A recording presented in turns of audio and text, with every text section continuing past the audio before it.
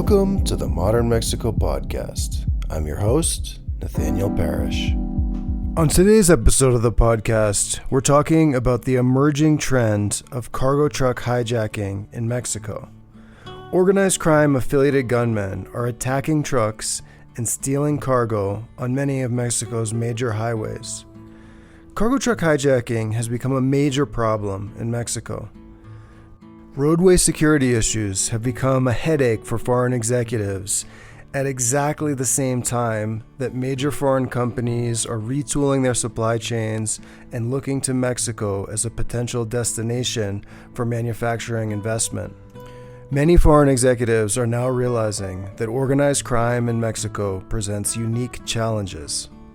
According to the Global Organized Crime Index, Mexico is ranked as the world's third worst country in terms of organized crime. For the last 20 years, the explanation has generally been that organized crime in Mexico typically tries to avoid messing with foreign manufacturing companies. For the most part, criminal groups have largely avoided kidnapping foreign executives or trying to extort companies that operate factories. But there is one type of crime that does directly impact foreign companies, and that's cargo truck hijacking. Many remote stretches of highway in Mexico have become major hotspots for violent cargo robberies.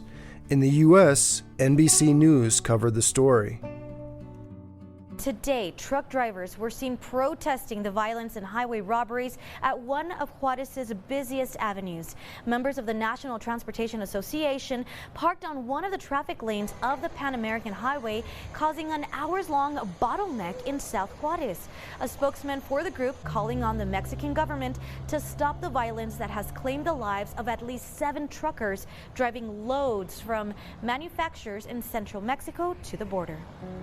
Mexico is now considered to be the world's worst hotspot for violent cargo truck hijacking, with over 100,000 violent in-transit robberies occurring over the last 5 years. These incidents have resulted in billions of dollars of losses over the last decade. Companies including GM, Coca-Cola, Walmart, Amazon, and Philip Morris have all been affected. In order to discuss this issue, today we're speaking to journalist Maya Averbuch, who recently wrote an in-depth article on the topic for Bloomberg. Hi Maya, welcome to the podcast. Thanks for having me. So I wanted to ask you, when did you first start hearing about this issue of cargo truck hijacking in Mexico? And is it a topic that you're seeing getting a lot of news coverage in Mexico? Well, I think that with all the security stories that happen in Mexico, it's maybe one that has been overlooked. There are a lot of gruesome stories in the country. There's a lot of disappearances. There's a lot of homicides. And so I think that cargo theft, which definitely involves harm to truck drivers, is maybe not the number one issue that's appearing in the news. That said, it's an issue that affects companies. It's an issue that affects the cost of goods. And it's one that if you ask drivers, they'll tell you really affects their line of work, makes them not want to stop. It makes them worry about whether their kids should go into the same profession or find something else to do. And it's something that we heard about more in the news this year because the new government of President Claudia Sheinbaum mentioned it as one of its target issues, something it would like to address, and set out to look at ways in which the security ministry, together with the National Guard, could try to improve highway security. Okay, so you mentioned it being a little bit overlooked, and I definitely think that that's the case. I think even in the Spanish language Mexico media, we sometimes see stories about drivers protesting, or we see updates on the recent statistics on how many hijackings occurred in the most recent quarter or in the most recent year, but I don't see it kind of being pulled into the general conversation on security problems or organized crime in Mexico. Sometimes if there's just an article on, organized crime in Jalisco or cartel activity in Guanajuato, we might not see it mentioned in those articles. So it still seems like it's something of a niche issue for the logistics sector, but not, not always part of the general conversation about security issues. Exactly. And, you know, I definitely find that to be a little bit surprising just because of looking at the numbers, it seems like it's a pretty massive issue. According to some private sector analysis, there are over 20,000 of these violent in-transit hijackings happening every single year, and that's over 50 every single day. And looking at some of the stories that I've seen in the local and international press, we see that a number of really big companies have been hit with these attacks, including Walmart, Amazon, GM, Coca-Cola, and the drone maker DJI. And people sometimes talk about this issue of the Mexico paradox and how Mexico has become a successful industrial exporting economy, kind of like the Germany of Latin America. But at the same time, there are parts of Mexico that are dealing with security issues that are similar to some of the dynamics in a country like Afghanistan. And I think that this hijacking issue is super relevant and interesting because it really highlights the challenges of doing business in Mexico. And I'm wondering, as you have researched this topic, is there any one incident that you have heard about or read about that has really shocked you or surprised you? Well, I think that some of the stuff is mundane, right? We have theft of electronics and sneakers and tequila and medicine that ends up in pharmacies and phones, all kinds of things that can end up on the black market that don't necessarily stand out.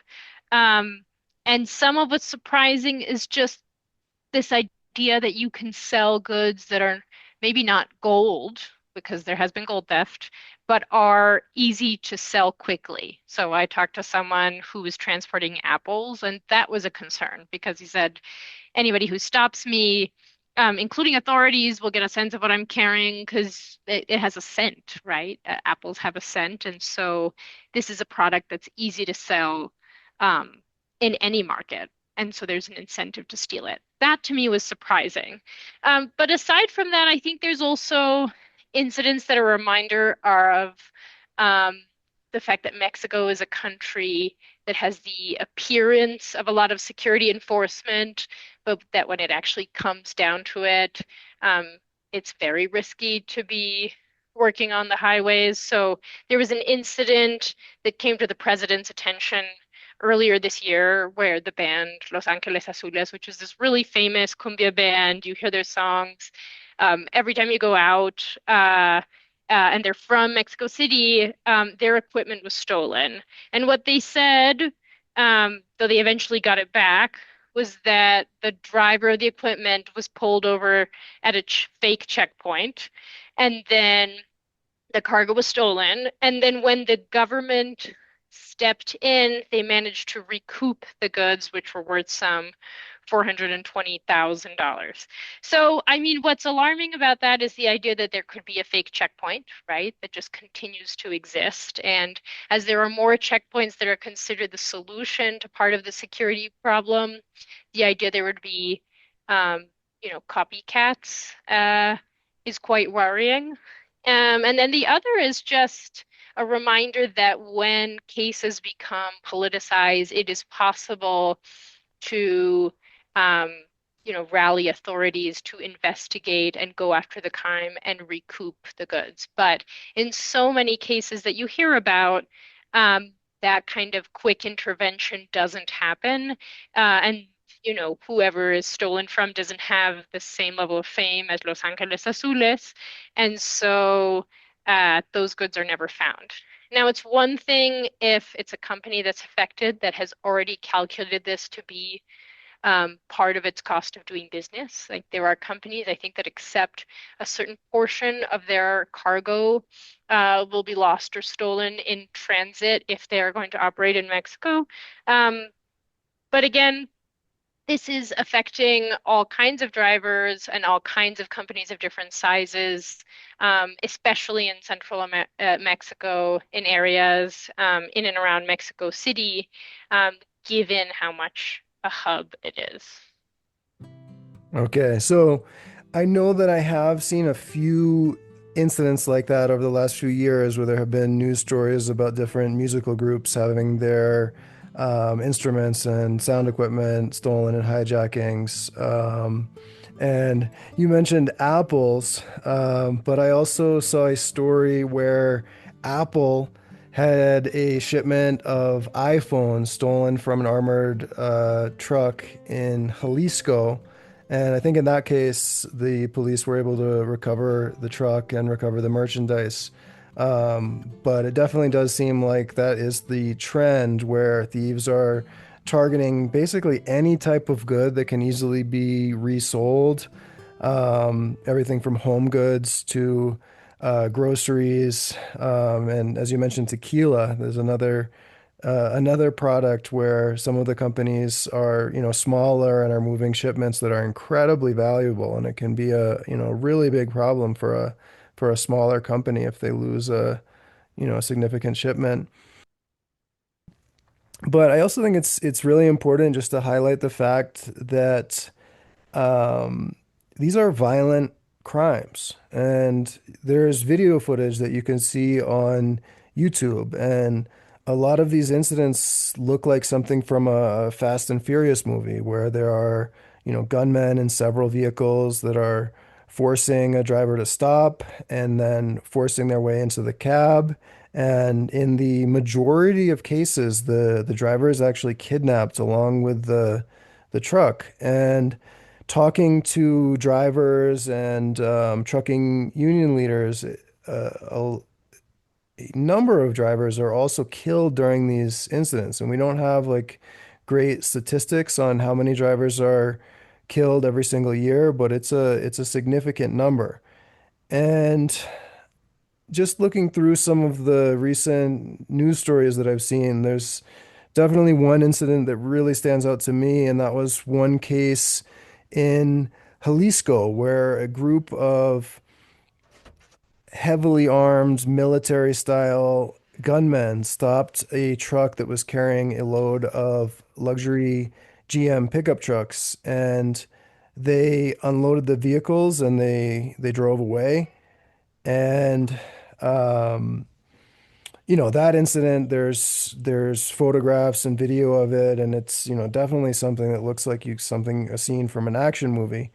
And some of these issues, I think, for me, just like on a human level, sometimes talking to drivers or trucking union leaders, you get to see and hear what it's actually like for the people that work in this sector. And I had the chance to ride along with a driver who was making a delivery on the outskirts of Mexico City. And he told me that just on that one section of highway, he thinks that there are two hijacking incidents that happen every single day. And he also knows drivers who have been kidnapped and even killed during robberies. And he's also seen cartel gunmen setting up roadblocks on highways, and he's stopped and, talked to criminal gunmen while he's making deliveries.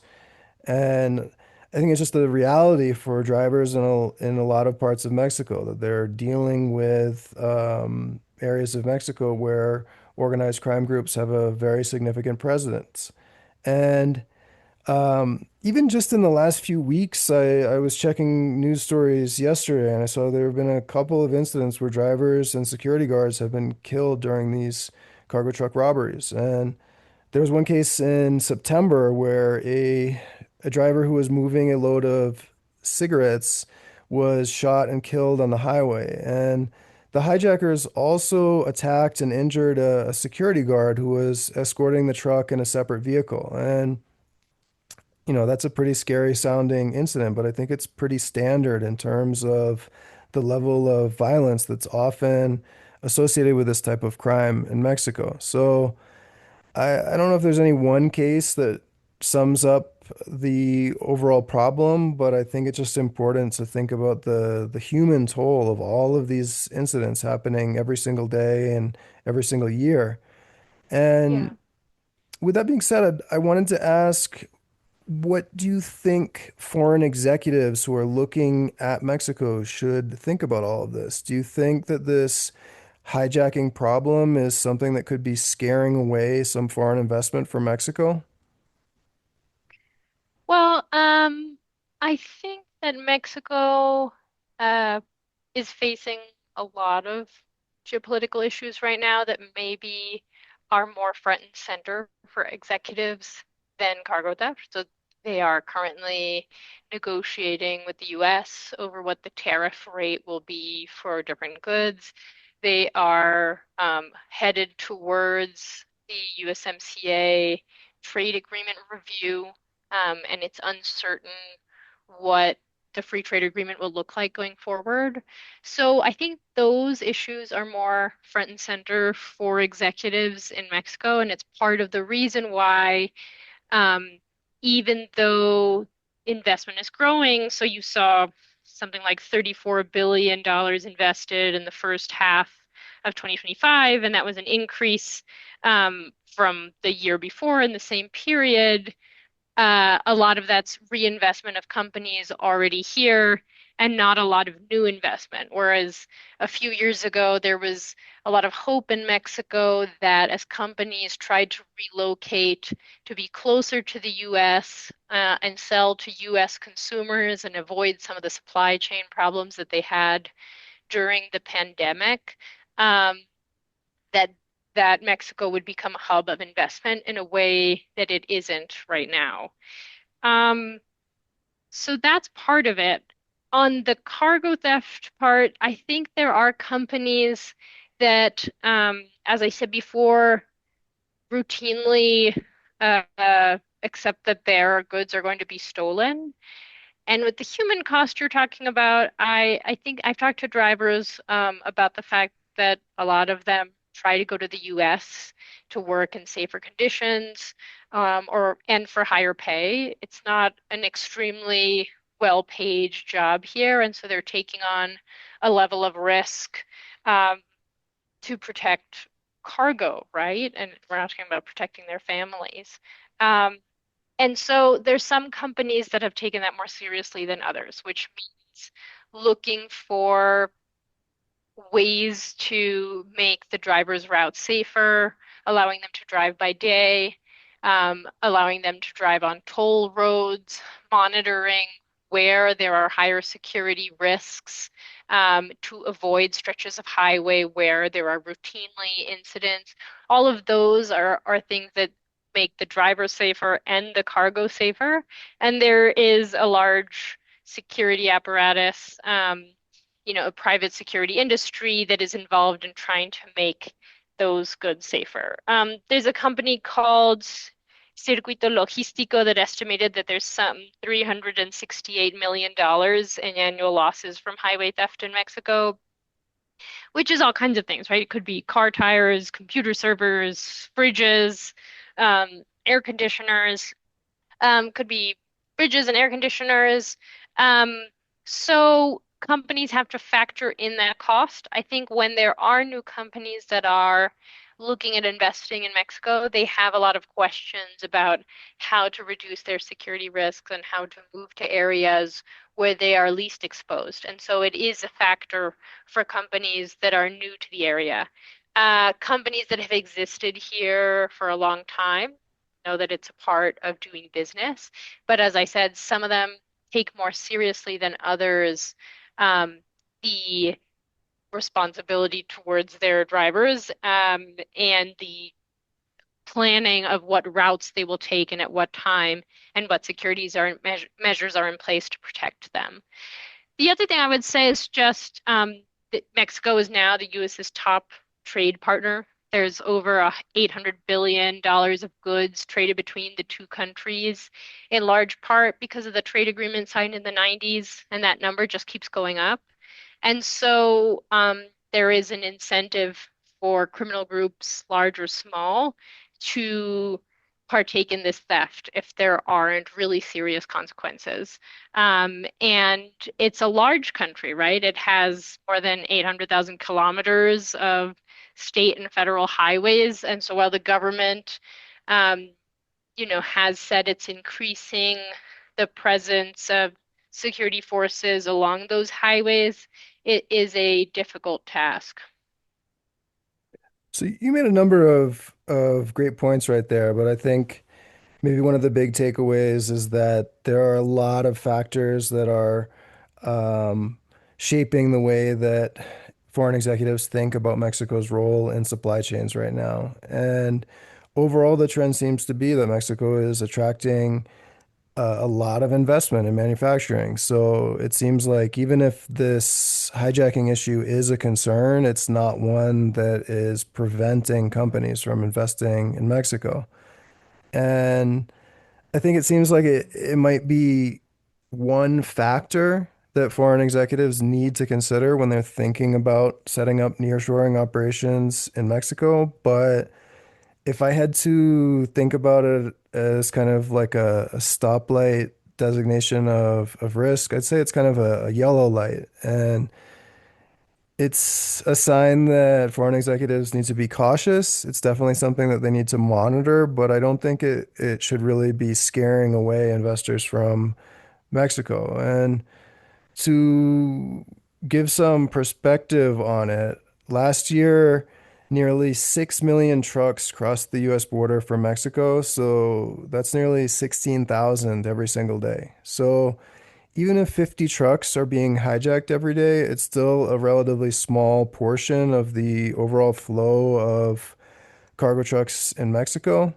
So it doesn't seem like it's disrupting the overall level of commerce that's happening in Mexico. And I also wanted to ask your opinion on the geographic concentration of this problem. I'm wondering from the research that you've done, where are most of the incidents taking place, and what are the main hotspots that you've heard about while researching this topic? Yeah, there's a company called Overhaul that tries to track these incidents. There's a discrepancy between official figures and what individual companies that are doing security monitoring will tell you about the level of incidents. Um, if you look at their maps, there's a really big red blotch in and around Mexico City, right? It's this hub of commerce. Um, there are so many major highways coming from the south of the country, from the north of the country, from major ports that end up in Mexico City, that it has become a really risky area for drivers coming in and out of the city. There's also a pretty big amount of theft in the Bajío because of the amount of industry there. And if you talk to drivers, they'll also tell you, um, routinely coming out of some of the major ports, there is information leaked about what cargo is being carried. And so you see theft coming out of Manzanillo port or coming out of Veracruz as, places where it's easy to target those goods. The other thing I'll mention is just if you look at the pure numbers, the US has more cargo theft incidents by a lot than Mexico. That said, if you look at the loss ratio, so given the amount of trucking happening, the portion that is affected by cargo theft, Mexico is, according to Overhaul, the worst in the world of the areas that they are tracking. Um, so, to your point earlier about the kind of crime and the kind of armed thefts that are happening, in the US, we do see crime and the dollar values are high, but it doesn't look the same, right? It's more technologically advanced. There can be scams so that the cargo is loaded onto a truck that actually belongs to the thieves, and an interruption of that part of the supply chain, but it doesn't look like um, armed heists in the middle of the night on the highway, in the way that it does here, and where it's clear that there is loss of life. It's very terrifying for drivers. If you look on Facebook groups, you will see relatives posting about, um, their family members who are either missing or who were dropped off somewhere and need help getting back from the middle of nowhere where they might have been tied up and left on the side of the road. So, part of the goal of those groups is a really informal place to warn other drivers of where there's risks ahead or what those incidents look like. Um, but obviously, Facebook is not a remedy for a problem of this size. Um, and, the government has said it's targeted, I think, 12 states where it sees higher rates of incidents, and has said that in the first year of this administration, it has successfully brought down the cargo thefts in those areas. Analysts I've talked to have said, we have to wait and see to understand whether this is an issue of reporting, whether these incidents are not being reported as much as they were before, or whether there is actually a decline. So I think that maybe for people listening, one of the most important takeaways from this podcast should be just this idea that the area around Mexico City really is the worst hotspot for this type of crime. And I think that that is something that, people visiting Mexico City, tourists or business travelers also should be aware of, that while Mexico City is quite safe, the highways in all of the states surrounding Mexico City really have a big problem, both with armed cargo truck hijackings and also with carjacking. So it is a ongoing security problem that affects, major companies, logistics service providers, and also ordinary people who are driving their cars on these highways. And something that is interesting is that a lot of these states, Estado de Mexico, Puebla, Jalisco, and Guanajuato, they're all major manufacturing hubs. And I think there are a few different theories floating around on why this problem is so concentrated in central Mexico and why it's relatively rare in the northern border zone. And some people think that it could be because of the splintering of criminal groups in Estado de Mexico and Puebla, and that there are groups of gunmen who maybe worked with drug smuggling organizations in the past and are now diversifying into new rackets. Um, and it does seem like in central Mexico that independent gunmen and smaller gangs might even be embracing hijacking as their primary economic activity. But there's another angle here, which is that in industrial border states such as Baja California, Chihuahua, and Nuevo León, criminal groups control very lucrative cross-border smuggling routes, and these groups might not want to attract additional attention to their presence by diversifying into cargo truck hijacking and causing problems for the big legal companies that are operating in those states and those cities. And I think overall, one of the biggest issues that we have in analyzing and talking about this problem is how little we know about the groups that are engaging in this hijacking in Mexico. And overall, I think it highlights the serious problems that Mexico's judicial system is dealing with. And right now, overall, Mexico is known for struggling with high levels of impunity, and one of the biggest issues is just how few robberies and murders ever get solved in general in Mexico. And we do see some news stories about police recovering stolen trucks and sometimes arresting small cells of hijackers. But overall, it seems like when there are cases where drivers are kidnapped or killed, those crimes really go unsolved. And There was one recent report I saw where overall 94% of all of the crime in Mexico goes unsolved. And I think in general, many industry professionals and security analysts still have a lot of questions about what groups are driving this trend of hijackings. And one of the biggest questions is how much we should really consider it to be a cartel connected activity, or if it's really, organized crime, but smaller local level groups rather than big brand cartels. And one other thing I wanted to ask you about is just what the reaction has been to this problem. And I recently spoke to security analyst Eduardo Guerrero from Lantia Consulting, and I asked him what grade he would give Mexico's President Sheinbaum for her strategy for confronting this issue. And he said that overall, she has promised to use the National Guard to deal with this issue, and she has promised to invest in intelligence and investigations.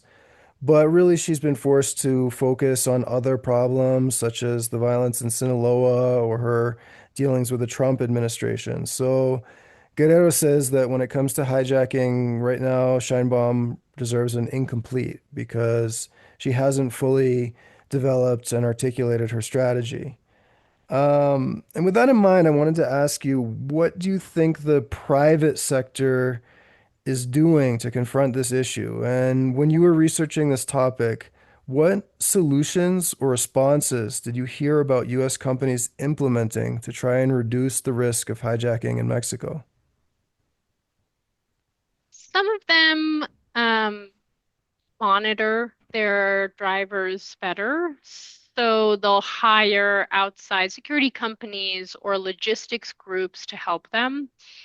That could mean, installing GPS systems. Most trucks have them, to monitor live where your cargo is going. And then if it stops, trying to directly call the driver to understand whether that's a routine stop or not. Some of it's prior planning, so choosing routes where there's a lower incidence of theft. Um, and again, choosing times of day where there's a lower incidence of theft.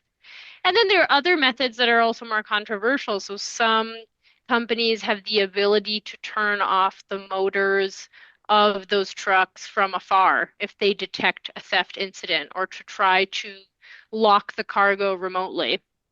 And I guess what drivers say is that puts them at risk, because then they're in a situation potentially with armed gunmen, and their lives are at risk. So some of them are opposed to that, or at least all the ones I spoke to.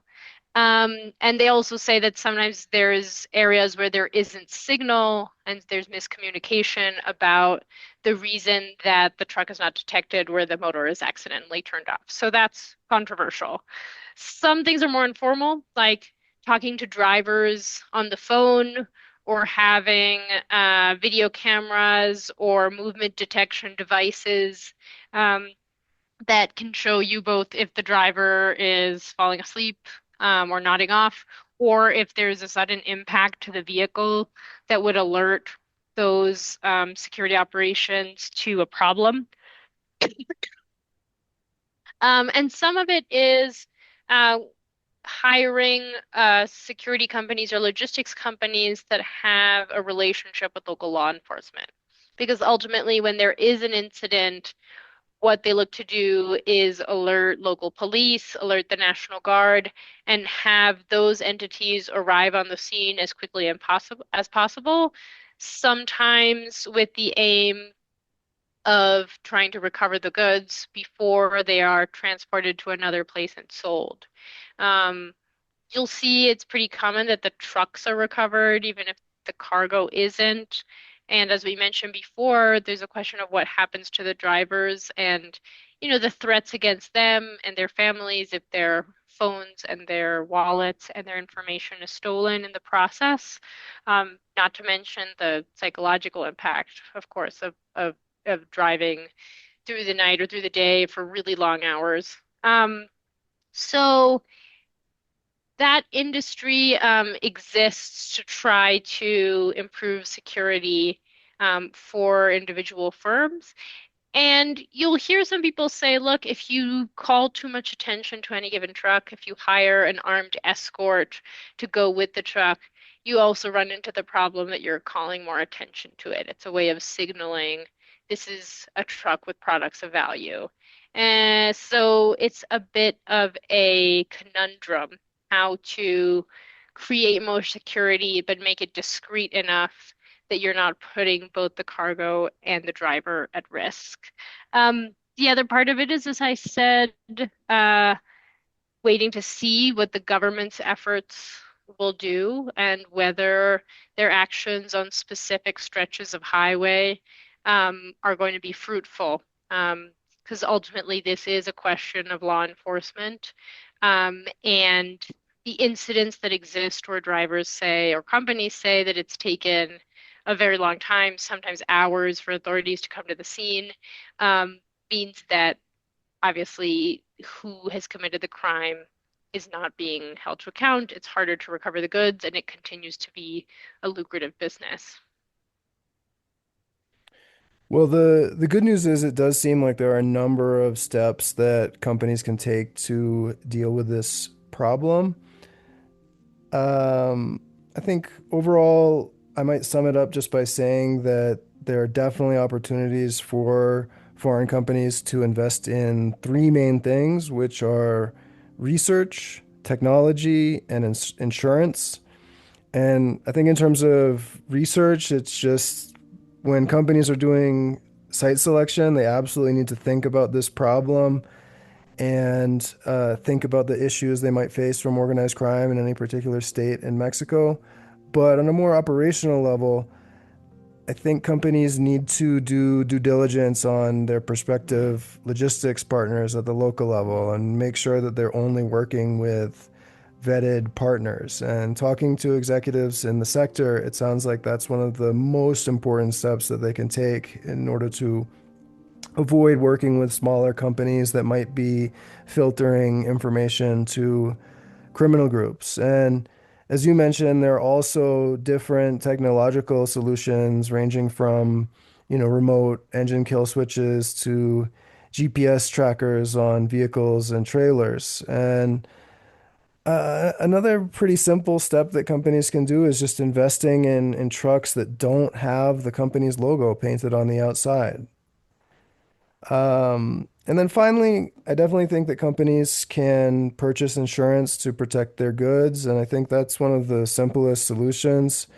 There are definitely insurance companies out there that are offering insurance to cover shipments from Mexico to the US, and that's a very basic step that companies can take. But overall, I just want to say it was super interesting to hear your perspective on this. And anybody who is interested in learning more about this topic should check out Maya's article for Bloomberg, which is called Highway Robberies Are Now Just Part of Doing Business in Mexico. And I just want to say thanks so much for joining us today on the podcast. Thanks for having me. It's really been a pleasure. I wanted to take a short break to remind listeners that I'm always interested in connecting with executives and entrepreneurs who are trying to understand modern Mexico. I'm available to provide custom briefings on politics, public policy issues, and security problems in different parts of Mexico. So if you're interested in speaking to me, please don't hesitate to reach out. Thanks for tuning in to another episode of the Modern Mexico podcast. If you like what you heard on the podcast today, check out my book, Searching for Modern Mexico, which is available on Amazon. The next episode of the podcast is coming soon. Until then, hasta luego, amigos.